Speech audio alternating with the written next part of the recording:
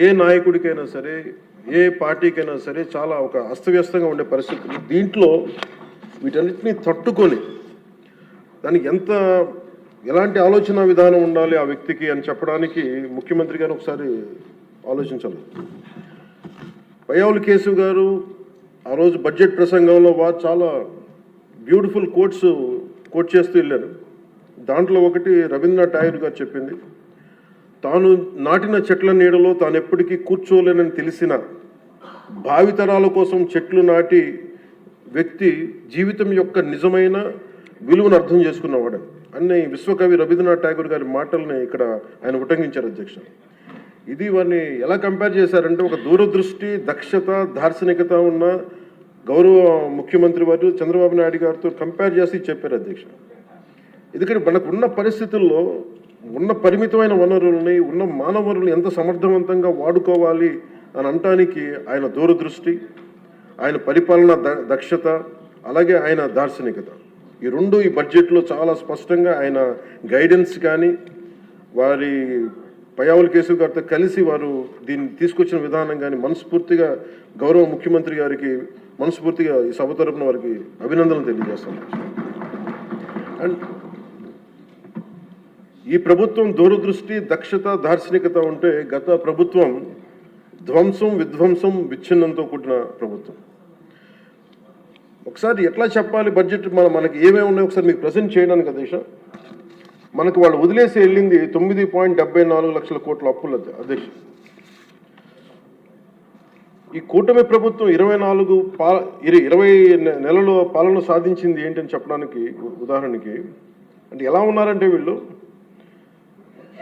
2014-19 మధ్య చేసుకున్న విద్యుత్ కొనుగోలు ఒప్పందాలను గత ప్రభుత్వం ఇష్టానుసారం రద్దు చేయడం ద్వారా విద్యుత్ సరఫరాలో లోటుపాట్లు వచ్చాయి. దీనికోసం విద్యుత్ కొనుగోళ్ల పేరిట అధిక ధర చెల్లించే బాధ్యత లేని ఆ వ్యక్తులకి చేసిన కొనుగోళ్ల కారణంగా డిస్కమ్స్కి 12,250 కోట్ల నష్టం వాటిల్లింది. ఈ 5 ఏళ్ల అసమర్థ విధానాల కారణంగా విద్యుత్ పంపిణీ సంస్థలు దాదాపు 1.29 లక్షల కోట్ల మేర నష్టపోయాయి. ఈ భారాన్ని విద్యుత్ బిల్లుల రూపంలో మళ్ళీ ప్రజల మీదనే మోపారు. కూటమి ప్రభుత్వం వచ్చిన తర్వాత ఈ విధానాలను రద్దు చేసి ట్రూ అప్ ఛార్జీని పూర్తిగా ఎత్తివేయడమే కాకుండా రాష్ట్ర చరిత్రలో ఎన్నడూ లేని విధంగా ట్రూ డౌన్ పేరిట ప్రజలపై విద్యుత్ బిల్లుల భారాన్ని తగ్గించినారు. అలాగే వాళ్ళు చేసిన అప్పుల వల్ల, వాళ్ళ నిర్లక్ష్య అసమర్థ పాలన వల్ల, ఆర్థిక విధ్వంసం వల్ల రాష్ట్ర అభివృద్ధి 30 ఏళ్ళు వెనక్కి నెట్టవేయబడి ఇవేదో రుజువుల్లో చేయకుండా విమర్శ కాదు అధ్యక్ష. ఇది మనం శ్వేతపత్రంలో ఉన్న వివరాల ప్రకారం, మన జూలై 24 శ్వేతపత్రం ఉన్న వివరాల ప్రకారం వెళ్ళిపోయిన పాలకులు దాదాపు 9,74,000 కోట్ల అప్పులు మన మీద వేసి వెళ్ళారు. అందులో వివిధ శాఖల పరిధిలో పనులు చేయించుకుని కాంట్రాక్టర్స్కి, వెండర్స్కి వాళ్ళు చెల్లించకుండా వదిలి వెళ్ళిన అప్పులే 1,35,000 కోట్ల రూపాయలు ఉన్నాయి. అందులో కూటమి ప్రభుత్వం ఏర్పడిన తర్వాత 25,000 కోట్ల రూపాయలు ముఖ్యమంత్రి గారి నాయకత్వంలో అప్పులు తిరిగి చెల్లించగలిగాం అధ్యక్షుడు. నీటిపారుదల, రోడ్లు, భవనాలు, పరిశ్రమల శాఖల వారీగా ప్రాజెక్టుల కోసం మరో 37,000 కోట్లు విడుదల చేయడం జరిగింది. కూటమి ప్రభుత్వం ఏర్పడిన తర్వాత వాళ్ళు మిగిల్చిన అప్పులను క్లియర్ చేస్తూ అదనంగా సెంట్రల్లీ స్పాన్సర్డ్ స్కీమ్స్కి 25-26 ఆర్థిక సంవత్సరంలో 18,700 కోట్లని విడుదల చేయడం జరిగింది. కేంద్ర ప్రభుత్వం నుంచి వచ్చిన 10,500 కోట్ల నిధుల్ని వినియోగించడంలో గత ప్రభుత్వం చాలా ఘోరంగా విఫలమైంది. అందులో 1,800 కోట్లు PMAY అర్బన్ రెజ్యువనేషన్ మిషన్, ప్రధానమంత్రి Ayushman Bharat, pre matric scholarship for OBC, EBC, denotified తెగలు, PMSSV కింద రావాల్సిన పోస్ట్ మెట్రిక్ స్కాలర్షిప్లు చెల్లించకపోవడంతో వెనక్కి వెళ్ళిపోయాయి. తద్వారా పట్టణాల్లో అభివృద్ధి నిలిచిపోయింది. రాష్ట్ర విద్యార్థులు, యువత నష్టపోయింది. సెంట్రల్లీ స్పాన్సర్డ్ స్కీమ్స్కి రాష్ట్ర మ్యాచింగ్ గత ప్రభుత్వం ఇవ్వకపోవడం వల్ల 8,700 కోట్ల రూపాయలు నిరుపయోగం అయిపోయాయి. తద్వారా కేంద్ర ప్రాయోజిత పథకాల అమలు ఆగిపోయింది. ఇట్లా గత ప్రభుత్వం పూర్తి చేయకుండా వదిలేసి వెళ్ళిన పులివెందులు కానీ, డోన్, ఉద్దానం ప్రాజెక్టులకి తిరిగి మన ప్రభుత్వం వచ్చి 400 కోట్ల రూపాయలు కేటాయించి మళ్ళీ విలేజ్ స్కీమ్ ప్రాజెక్టులను ఈ వేసవిలోని ప్రజలకి అందుబాటులో తీసుకురాబోతున్నాం. మరో 7,910 కోట్ల రూపాయలతో 5 జిల్లాల పరిధిలో మెగా వాటర్ గ్రిడ్ ప్రాజెక్ట్స్ని ప్రారంభించాం. 2027 చివరి నాటికి మొత్తం ప్రాజెక్టులు పూర్తి చేయబోతున్నాం అధ్యక్ష. కూటమి ప్రభుత్వంలో అధికారంలోకి వచ్చిన తర్వాత జల్ జీవన్ మిషన్కి చాలా బలమైన పునరుత్తేజం తెచ్చాం. అలాగే విద్యాశాఖలో కూడా సహచర మంత్రి వైద్యుడు సోదరుడు నారా లోకేష్ గారి నాయకత్వంలో కూడా చాలా రెవల్యూషన్ చేంజ్ చేసి వచ్చినాయి. తల్లికి వందనం, మెగా పేరెంట్స్ టీచర్ మీటింగ్ వంటి ఈ వినూత్న కార్యక్రమాలను అమలు చేయడం, మెగా డిఎస్సి ద్వారా 16,000 మందికి ఉపాధ్యాయ నియామకాలు చేపట్టడం, ఇవన్నీ వారికి మనస్ఫూర్తిగా అభినందనలు తెలియజేస్తాను.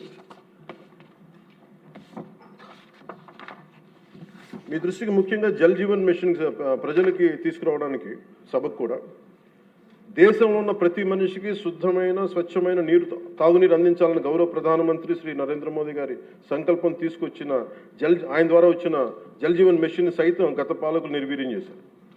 ఒకసారి రివ్యూస్ చేస్తామంటే 2019-24 మధ్య ఈ పథకం కింద కేంద్ర ప్రభుత్వం 27,000 కోట్లు కేటాయిస్తే కేవలం వాళ్ళు 4,000 కోట్లు మాత్రమే ఖర్చు చేశారు. అందులో కేంద్రం ఇచ్చిన గ్రాంట్ దాదాపు 2,000 కోట్ల రూపాయలు ఉంది. మనం అధికారంలో ఎన్డీఏ ప్రభుత్వం ముఖ్యమంత్రి గారి ఆధ్వర్యంలో అధికారం వచ్చిన తర్వాత గత ప్రభుత్వంలో పూర్తి చేసి ఇందాక చెప్పినట్టుగా పులివెందుల, డోన్, ఉద్దానం తాగునీటి ప్రాజెక్టులని ఈ వేసవిలోపే పూర్తి చేయబోతున్నాం. అలాగే మనకి 7,910 కోట్ల రూపాయలతో 5 జిల్లాల పరిధిలో చేపట్టిన మెగా వాటర్ గ్రిడ్ ప్రాజెక్టులు పనులు పురోగతిలో ఉన్నాయి. అలాగే 9,500 కోట్ల రూపాయలతో ఇంకొక 7 మల్టీ విలేజ్ స్కీమ్స్ని ప్రణాళికలు రూపొందిస్తున్నాం అధ్యక్ష. దాదాపు మనకున్నాయి 48,369 హ్యాబిటేషన్స్. దీంట్లో మేము నిన్న రివ్యూ చేస్తాం, మొన్న ఈ మధ్యన రివ్యూ చేస్తూ ఒకటే మేము అడిగింది ఏంటంటే, గౌరవ ముఖ్యమంత్రి గారితో మాట్లాడుతూ మనకున్న మల్టీ విలేజ్ స్కీమ్స్ కాకుండా మనకి సింగిల్ విలేజ్ స్కీమ్స్ కూడా మనం ఏదైనా చేయాలని మాట్లాడితే ముందస్తుగా ఒక 3,000 బాగా గొంతెండిన గ్రామాలను గుర్తించాం అధ్యక్ష. వాటికి మేము ఉన్న దాంట్లో వాటర్ షెడ్ మేనేజ్మెంట్ కానీ లేదంటే ఉన్న pipe lines, internal pipe lines కానీ ఇవన్నీ చేయడానికి ప్రణాళికలు సిద్ధం చేస్తున్నాం. ఈ ప్రభుత్వం కోరిక ఒకటే, ఎన్డీఏ ప్రభుత్వం కోరిక ఒకటే, స్వచ్ఛమైన శుద్ధమైన నీరు అందించాలి. దీనికి మేము ఈ సభ సమక్షంలో మాటిస్తున్నాం అధ్యక్ష.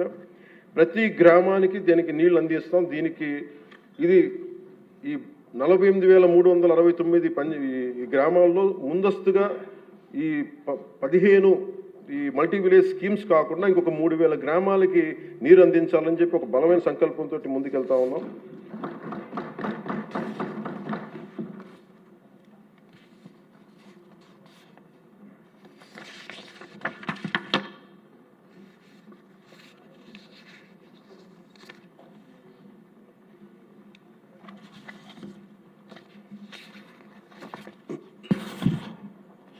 ఉదాహరణకి మీకు నరేగా కంపారిజన్ మీకు చెప్తాను అధ్యక్ష. అది మన ప్రభుత్వానికి వాళ్ళ ప్రభుత్వానికి తేడా.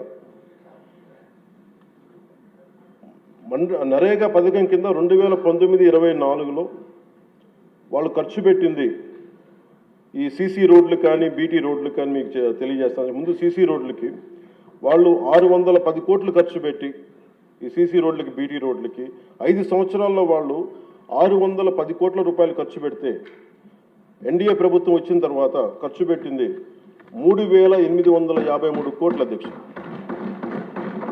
అలాగే సీసీ రోడ్లు వాళ్ళు 854 కిలోమీటర్లు వాళ్ళు 5 సంవత్సరాల్లో పెడితే మనం వచ్చింది ఊరి లోపల ఉండే రోడ్లకి వాళ్ళు 884 కిలోమీటర్లు 5 సంవత్సరాల్లో వేస్తే మనం వచ్చి 6,000 కిలోమీటర్లు వేసాం అధ్యక్ష.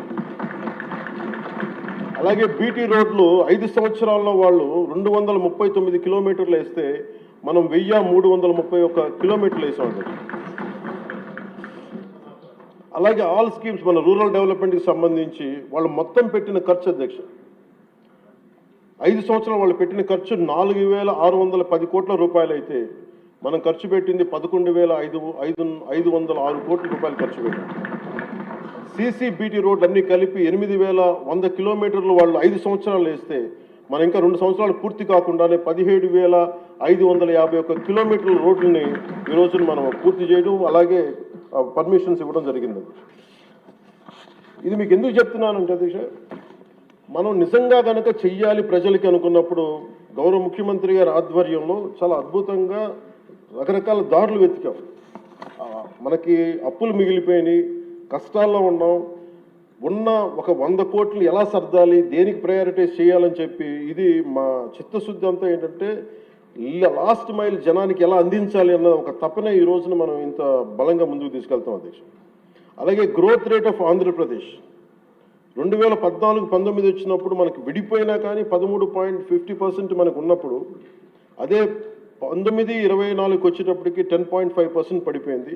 కానీ మనకి 9 లక్షల పైచులకు అప్పు ఉండి మనకి పోలవరం లాంటి ప్రాజెక్ట్ని నిర్వీర్యం చేసి అమరావతిని కట్టకపోయినా కానీ స్టిల్ మనకి ఇన్ని దెబ్బలతో పాటు మన ఎదురు దెబ్బలు తింటూ కూడా గౌరవ ముఖ్యమంత్రి గారి ఆధ్వర్యంలో నాయకత్వంలో రాష్ట్ర ప్రభుత్వం 24-25 సంవత్సరానికి కానీ 11.75 ఆర్థిక అభివృద్ధిని చూపించిందంటే ఇది ఎంత బలమైన దార్శనికతతో కూడిన ఈ లీడర్షిప్ ఉందో మనకి తెలియజేస్తా ఉన్నది. సో మనస్ఫూర్తిగా ఇది నేను గౌరవ ముఖ్యమంత్రి గారికి నేను ధన్యవాదాలు తెలియజేసుకున్నాను. అలాగే క్యాపిటల్ ఇన్వెస్ట్మెంట్ ఇన్ఫ్రాస్ట్రక్చర్ డెవలప్మెంట్కి 2019-24కి వాళ్ళకి 16,000 కోట్లు వస్తాయి. ఈ ప్రభుత్వం రాగానే 24-25కి 32,712 కోట్ల రూపాయలు ఇన్ఫ్రాస్ట్రక్చర్ డెవలప్మెంట్ కానీ క్యాపిటల్ ఇన్వెస్ట్మెంట్ కానీ పెట్టుకుంది. అలాగే 25-26కి 53,915 కోట్ల రూపాయలు ఇవ్వడం మనకి కేటాయించడం జరిగింది. ఇది చాలా బలమైన మనకి ఆశయాలను ముందుకు తీసుకెళ్తా ఉంది అధ్యక్ష.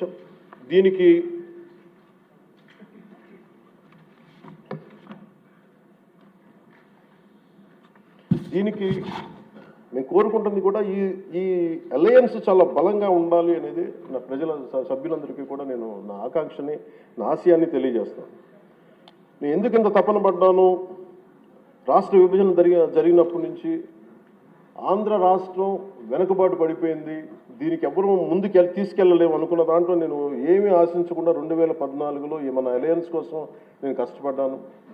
అలాగే 19లో కూడా ఉండాలని కోరుకున్నాం, అది పరిస్థితుల్లో కుదరలేదు.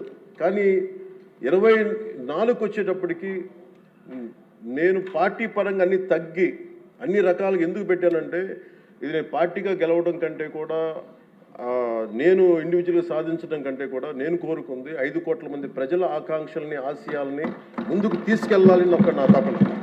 ఇది ఎట్టి పరిస్థితుల్లో కూడా నేను కోరుకుంటుంది. ఇప్పుడిప్పుడే మనం చిన్నపాటి ఒక 1 పాయింట్ అభివృద్ధి చూసాం మనం ఇప్పటికీ. ఇది ముందుకెళ్ళాలి, ఇంకా మన ఆకాంక్షలు, ఆశయాలు ముందుకు తీసుకెళ్ళాలి అంటే ఇది మనలో ఉన్న ఏమన్నా సరే చిన్న సవరణలు ఏదైనా చేసుకుంటే అందరం ముందుకెళ్ళాలి. ఈ ప్రభుత్వానికి, ముఖ్యమంత్రి గారికి బలంగా నిలబడాలని మనస్ఫూర్తిగా కోరుకున్నాను అధ్యక్ష. అలాగే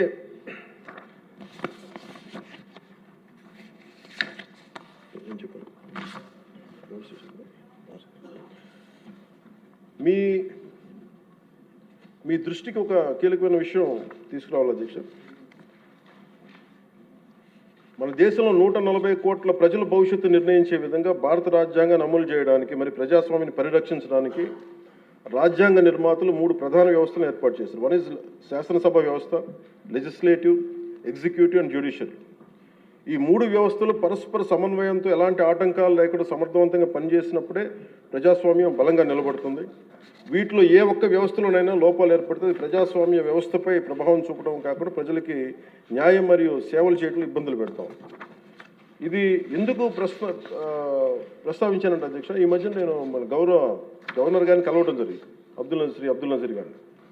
జరుగుతున్నప్పుడు ఆయన నా దృష్టికి తీసుకొచ్చింది, ఈ national grid judicial data grid ప్రకారం దాదాపు 1,11,59,767 సివిల్ కేసులు, మరి 3,80,60,784 క్రిమినల్ కేసులు ప్రస్తుతం దేశవ్యాప్తంగా పెండింగ్లో ఉన్నాయి. ఇన్ని జరుగుతూ ఉంటే మీరు ఒక పొలిటికల్ మీరు లెజిస్లేటివ్ పవర్ ఉన్న మీరు కూర్చోబెట్టి ఒకసారి మీ సభ్యుల దృష్టికి తీసుకెళ్ళి దీన్ని ఎలా తగ్గించగలం, ఈ లిటిగేషన్ ఎలా తగ్గించగలం మీరు కూర్చోబెట్టి ఒకసారి ఎలా ఫెసిలిటేట్ చేయగలరు ఒకసారి మీ సభ దృష్టిలో మీరు మాట్లాడడం చెప్తే నాకు నిజం చాలా వాస్తవం అనిపించింది. ఎందుకంటే మన దగ్గర ఉన్న కోర్టుల సంఖ్యకి, ఇక్కడ ఉన్న మౌలిక సదుపాయాలకి, రోజువారీగా నమోదవుతున్న కేసుల సంఖ్యకి మధ్య చాలా స్పష్టమైన అసమతుల్యత ఉంది అధ్యక్ష, ఇంబ్యాలెన్స్ ఉంది. ఈ పరిస్థితుల్లో ఈ కేసులని పరిష్కారం కావడానికి ఎన్ని దశాబ్దాలు పడుతుందో కూడా చెప్పడం చాలా చాలా కష్టం. అందుకని ముఖ్యంగా మీరు కోర్టుల పరిస్థితిని చూస్తే కనీసం మౌలిక సదుపాయాలు కూడా అందుబాటులో లేని పరిస్థితి కనిపిస్తూ ఉంది. ముఖ్యంగా మహిళా అడ్వకేట్ల కోసం టాయిలెట్స్ కానీ సదుపాయాలు కానీ చాలా చోట్ల లేవు, కనీసం వాళ్ళ విశ్రాంతి గదులు కానీ. రోజుకి వేలాది మంది కోర్టులకు వచ్చి వెళ్తూ ఉంటారు, వాళ్ళకి తగిన మౌలిక సదుపాయాలు కల్పించడం కూడా చాలా చాలా అవసరం. అందుకే బడ్జెట్లో న్యాయశాఖకు తగిన నిధులను కేటాయించే బాధ్యత లెజిస్లేటివ్ వ్యవస్థ పైన ఉందని నేను మనస్ఫూర్తిగా భావిస్తాను. ఈ సందర్భంలో ఈ సంవత్సరం గౌరవ ఆర్థిక శాఖ మంత్రి పయ్యావుల కేశవ్ గారు ప్రవేశపెట్టిన ఈ బడ్జెట్లో దాదాపు 100 కొత్త కోర్టు భవనాల నిర్మాణానికి 349 కోట్లని కేటాయించడం చాలా చాలా మనస్ఫూర్తిగా అభినందిస్తాను. గతంతో పోలిస్తే కూటమి ప్రభుత్వం న్యాయశాఖ చాలా ప్రాధాన్యత ఇస్తున్నప్పటికీ కూడా సభ దృష్టికి నేను తీసుకొస్తే ఇంకా మనం చేయాల్సిన పనులు చాలా చాలా ఉన్నాయనిపిస్తుంది. ఎందుకంటే ఆయన చెప్పింది, ప్రత్యేకించి గవర్నర్ గారు చెప్పింది, ఒక్క కేసు ఒకళ్ళ మీద ఉంటే, మనందరికీ తెలుసు, అందరం దాదాపు ముఖ్యమంత్రి గారు చెప్తే సభలో ఉన్న ప్రతి ఒక్కళ్ళ మీద ఏదో ఒకలాగా కేసులు ఉన్నాయి. మన మీద కేసు పడింది, లేదంటే సగటు ఒక మనిషి మీద కేసు పడిందంటే మన ఒక్కళ్ళ మీద పడినట్టు కాదు, మన కుటుంబ సభ్యుల మీద, మన చుట్టుపక్కల ఉన్న దాదాపు 10 మంది మీద పడద్ది. ఆయన అబ్దుల్ నజీర్ గారు చెప్పింది కూడా, ఒక కేసుని మీరు ఒక వ్యక్తిగా చూడకండి, ఒక సమూహంగా చూడక, 10 మంది మీద ఇంపాక్ట్ ఉంటుంది. మీరు కోటి కేసులు ఉన్నాయంటే దాదాపు 10 కోట్ల మంది ప్రజల మీద ఇంపాక్ట్ ఉంటుంది. అందుకని దాని మీద మీరు లిటిగేషన్కి మీరు ఆల్టర్నేటివ్ డిస్ప్యూట్ రిజల్యూషన్ మీరు పెంచే దిశగా మీరు ప్రభుత్వం ఆలోచిస్తే చాలా మంచిది అనేది వారు సూచనప్రాయంగా తెలియజేశారు అధ్యక్ష. అలాగే కేసుల స్వభావం క్లిష్టతను బట్టి చిన్న చిన్న వివాదాలను ఏడీఆర్ సెంటర్ల ద్వారా పరిష్కరించేలా చర్యలు తీసుకుంటే కోర్టులపై ఉన్న భారం తగ్గుతుంది. ఇవే కాకుండా కొత్త కోర్టు భవనాల నిర్మాణం మాత్రమే కాకుండా ఇప్పటికున్న కోర్టులన్నింటిలో కూడా కనీసం మౌలిక సదుపాయాలు కల్పించడం అత్యంత అవసరం. ముఖ్యంగా టాయిలెట్స్ కానీ, తాగునీటి సదుపాయాలు కానీ, కంప్యూటర్స్ కానీ, సర్వర్స్ కానీ, నెట్వర్కింగ్ వ్యవస్థలు, డిజిటల్ రికార్డ్ మేనేజ్మెంట్ వంటి ఐటీ మౌలిక సదుపాయాలని అభివృద్ధి చేయాలి. అలాగే కోర్టులు మరియు జైళ్ల మధ్య వీడియో కాన్ఫరెన్సింగ్ వ్యవస్థలను విస్తరించడం, ఆటోమేటెడ్ కేసు నిర్వహణ వ్యవస్థలు అమలు చేయడం వంటి సాంకేతిక పరిజ్ఞానాలను ఉపయోగించుకోవడం ద్వారా విచారణ వేగాన్ని పెంచి ఖర్చును కూడా తగ్గించవచ్చు. సో అధ్యక్ష, ఈ అంశంపై గౌరవ ముఖ్యమంత్రి శ్రీ నారా చంద్రబాబు నాయుడు గారి నాయకత్వంలోని కూటమి ప్రభుత్వం సమగ్రమైన ఒక చర్చ జరపాలని, అవసరమైతే గౌరవ గవర్నర్ మరియు సుప్రీంకోర్టు మాజీ న్యాయమూర్తులు అయిన జస్టిస్ అబ్దుల్ నజీర్ గారి విలువైన సూచనలు కూడా తీసుకుని ముందుకు సాగితే మరింత మెరుగైన ఫలితాలు సాధించవచ్చని సభ దృష్టికి నేను తీసుకొస్తాను. అలాగే నేను ఈ మన పంచాయతీరాజ్ నిధులు కానీ మనం ఎలా ఖర్చు పెట్టాం, ఏం ఖర్చు పెట్టాం అత్యంత పారదర్శకతతోటి 175 ఎమ్మెల్యేస్కి సంబంధించి ప్రతి ఒక్కరు, ఉదాహరణకి ఇది పయ్యావుల కేశవ్ గారి ఉరవకొండ నియోజకవర్గానికి సంబంధించి ప్రతి ఒక్క ఎమ్మెల్యే గారికి, గౌరవ శాసనసభ్యులకి ఎంతెంత ఇచ్చాం, ఎంత నిధులు ఇచ్చాం అనేది మీరు ప్రతి ఒక్కరికి వారికి ఇవ్వడం జరిగింది అధ్యక్షుడు. ఇందులో ఎవరికి కూడా నా దృష్టికి ఏ సమస్య వచ్చినా, పంచాయతీరాజ్ శాఖకు సంబంధించి ఏది వచ్చినా కానీ, ఆర్డబ్ల్యూఎస్ కానీ, లేదంటే ఫారెస్ట్ డిపార్ట్మెంట్ ఏది వచ్చినా సరే ప్రత్యేక శ్రద్ధ పెట్టి ఉన్న పరిమితమైన నిధులనే అందరూ ఒకళ్ళకి ఇవ్వకుండా కూడా పార్షియాలిటీ చూపించకుండా ఉన్నంతలో అందరికీ న్యాయం జరిగేలా మేము చేస్తామని, ఇది మీ ద్వారా ప్రతి ఎమ్మెల్యే గారికి, ప్రతి గౌరవ శాసనసభ్యులు ప్రతి ఒక్కరికి పంచాయతీరాజ్ శాఖ అందజేస్తున్న అధ్యక్ష. ఇది మీ దృష్టికి తీసుకొస్తా ఉన్నాను. ఇది మీ నియోజకవర్గాల్లో మీకు ఎంత ఖర్చు పెట్టాం, ఎలా చెప్పాం, మీరు చాలా సగర్వంగా మీరు చెప్పుకునేలా ఉంటుందని తెలియజేసుకున్నాను అధ్యక్ష. ఏమండి, థ్యాంక్ యూ.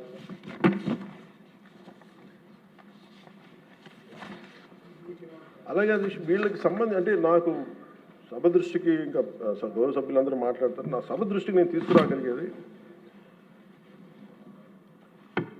ఇప్పటికీ కూడా వాళ్ళ సభ్యులు తక్కువ 11 మంది అయినప్పటికీ కూడా వాళ్ళు ఒక 1100 మంది ఉన్నట్టుగా వాళ్ళు మాట్లాడుతూ ఉంటారు.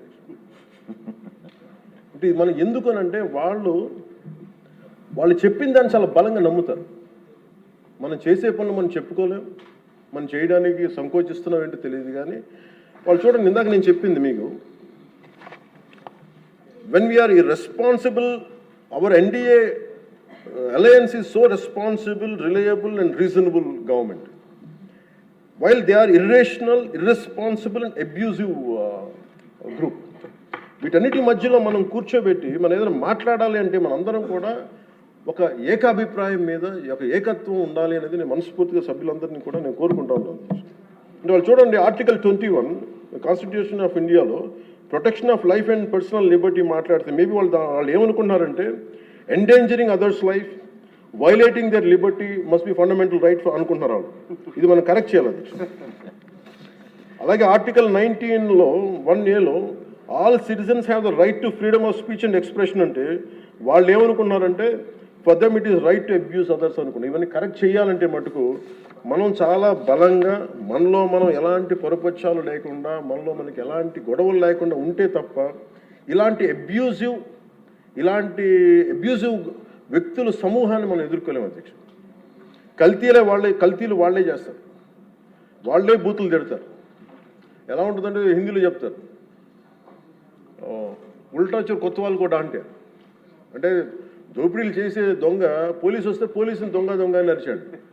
వాళ్ళే తిట్టి వాళ్ళే అబ్యూస్ చేసి మళ్ళీ మనం తిట్టామని చెప్తారు. కల్తీలు వాళ్ళే చేస్తారు. కానీ మనం డిఫెండ్ చేసుకోవడానికి irrespective of whether we are from different parties, మనం విభిన్నమైన కుల సమూహాల నుంచి రావచ్చు. కానీ బట్ రాష్ట్ర ప్రయోజనాలకి మనందరం ఒకే గలంతో ఉండాలని మనస్ఫూర్తిగా మీ ద్వారా నేను అందరూ ఉండాలని కోరుతున్నాను. నాకు మీకు ప్రజల ఆకాంక్షలు ఎలా ఉంటాయో తెలియదు, ప్రజల ఆశయాలు ఎలా ఉంటాయో తెలియదు. మీరు బడ్జెట్ వస్తుంది అంటే అరే మాకు ఏం వస్తుంది ఇందులో కోరుకుంటారు. ఒక సమ్మర్లో స్కూల్కి వెళ్ళబోతున్న పిల్లలకి అరే మాకు భవిష్యత్తు మాకు ఏం ఖర్చు ఉంటుంది, ఎంత ఖర్చు తల్లిదండ్రులు రాసుకుంటారు. అది మాకు చిన్నప్పుడు మాకు గుర్తు. అలాంటిది ఒక బడ్జెట్ వస్తుంది అంటే ఎన్ని ఆశయాలు ఉంటాయి, ఎన్ని కోరికలు ఉంటాయి, ప్రతి గ్రూప్ మాకేమొస్తుంది మాకేముంటుందని అనుకుంటాం. ఇది మేమందరం ఈ రోజున బడ్జెట్లో అందరికీ ఎంత తృప్తిగా ఉంటుందో నాకు తెలియదు. కానీ one commitment to people I can say, ఒక 15 ఏళ్ళు మేము ఈ రాష్ట్రం కోసం ఈ అలయన్స్ ద్వారా మేము పాటుపడతాం. దానికి మేము చిత్తశుద్ధిగా త్రికరణ శుద్ధిగా అద్భుతంగా ఉండాలి రాష్ట్రం మనస్ఫూర్తిగా నేను కోరుకున్నాను అధ్యక్ష. వీటితో పాటు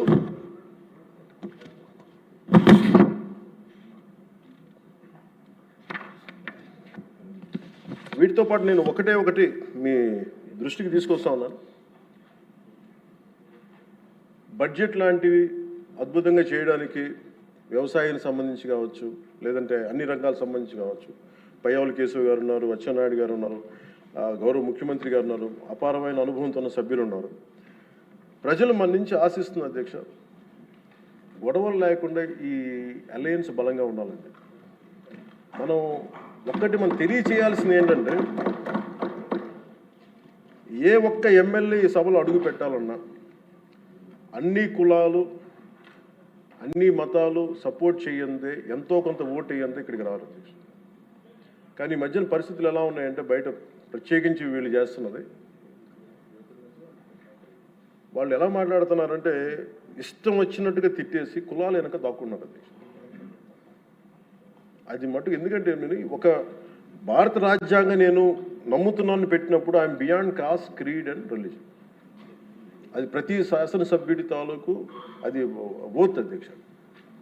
కానీ మనం తెలియజేయాల్సింది ఏంటంటే, కులాల వెనక దాక్కోవటం కుదరదు. మీరు ఇష్టానికి తిట్టేసి ఇష్టానికి వచ్చి ఏదైనా తిరిగి అంటే మేము కులాల వెనక దాక్కుంటామంటే ఇలాంటి ధోరణి కనుక మనకు ఉంటే ఆంధ్రప్రదేశ్ ప్రజానికం నష్టపోతుంది. నేను చెప్తున్నాను, కులాలు మతాలు ప్రాంతాలు దాటకపోతే ఈ రాష్ట్ర ప్రయోజనాలను మనం సాధించలేము. ఖచ్చితంగా ఇది మీరు పదే ఇది మీరు ఇళ్లలో మాట్లాడుకుంటారా, ప్రజలకి తెలియజేస్తారా, మీ నియోజకవర్గాలు ఇది చేయకపోతే ఏమైపోతుంది అధ్యక్ష? ఇందాక వాటి గురించి చెప్పాను, వాళ్ళు విచ్ఛిన్నం చేయడానికి సిద్ధంగా ఉన్నారు. ఇప్పుడు మన ఐక్యత ఉండాలి అని సమాజం కోరుకుంటే వాళ్ళు విచ్ఛిన్నం చేయడానికి సిద్ధంగా. దీన్ని రిపీటెడ్గా కనుక మనం ప్రజల్లోకి తీసుకెళ్ళకపోతే మటుకు మనం ఎన్ని గొప్ప బడ్జెట్లు పెట్టి ఎంత సదాశయాలతో ఉన్నా కానీ quality of thought, quality of behaviour కనుక మనకు లేకపోతే ఇంత బడ్జెట్లు కూడా, ఇంత ఆశయాలతో ఉన్న బడ్జెట్లు కూడా నిష్ప్రయోజనం అయిపోతాయి. ఆ జాగ్రత్త మనం అందరం తీసుకోవాలి అధ్యక్ష. ఈరోజు మనం బడ్జెట్ గొప్పగా ఉంది అని ముందుకు తీసుకెళ్తున్నాం, కానీ మన బాధ్యత కూడా మనం నిర్వర్తించాలనేది నేను మనస్ఫూర్తిగా సభని కోరుకుంటూ, గౌరవ ముఖ్యమంత్రి గారికి అవకాశం ఇచ్చిన మీకు, గౌరవ శాసనసభ్యులందరికీ, మంత్రివర్గానికి అందరికీ నా ధన్యవాదాలు తెలియజేసుకుంటూ,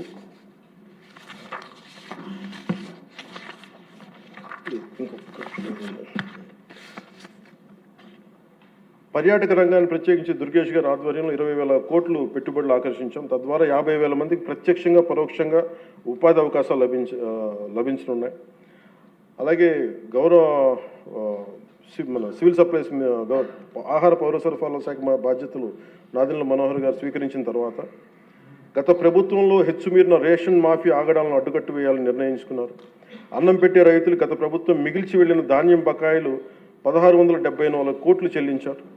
మన ప్రభుత్వ హయాంలో చేసిన ధాన్యం కొనుగోలుకు 4,80,000 మందికి పైగా రైతులకి 24 గంటల్లో 10,000 10,650 కోట్లు వారి ఖాతాల్లో జమ చేశారు. మనస్ఫూర్తిగా ప్రతి వారికి నా ధన్యవాదాలు తెలియజేసుకుంటూ నాకు ఈ అవకాశాన్ని ఇచ్చి మీ అందరికీ ధన్యవాదాలు సమర్పిస్తున్నాను.